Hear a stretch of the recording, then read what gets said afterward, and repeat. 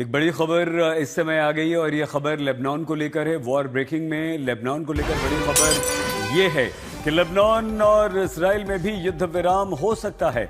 इसके संकेत मिलने लगे हैं। इजराइल के प्रधानमंत्री बेंजामिन नेतन्याहू ने कहा है कि लेबनान ने बातचीत की पेशकश की है।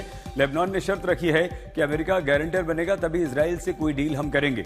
अगले सप्ताह वॉशिंगटन डीसी में दोनों देशों में बात हो सकती है।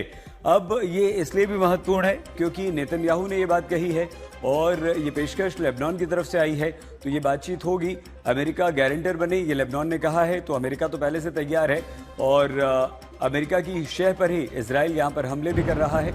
आइए हम आपको सीधे प्रणय उपाध्याय हमारे संवाददाता के पास लिए चलते हैं। प्रणय, क्या अब हम ये माने कि लेबनान और इजराइल के बीच हिजबुल्लाह जो पलटवार कर रहा है, ये युद्ध भी जल्द थम जाएगा? देखिए, ये माना जाना चाहिए और ये कोई पहला मौका नहीं है। आपको याद है कि 2006 में भी जब इजराइल की सेनाएं लेबनान के अंदर दाखिल हुई थी, बड़े लंबे समय तक वो मामला चला था। मामला संयुक्त राष्ट्र संघ में गया था और उसके बाद एक समझौता हुआ था, संघर्ष विराम हुआ था।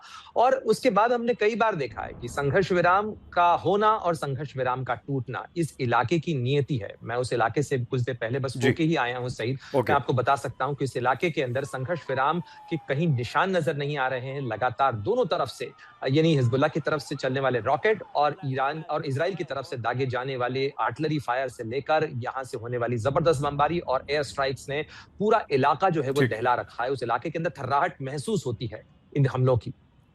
बड़े, क्योंकि आप युद्ध क्षेत्र से रिपोर्टिंग कर रहे हैं, अपना ध्यान रखिएगा।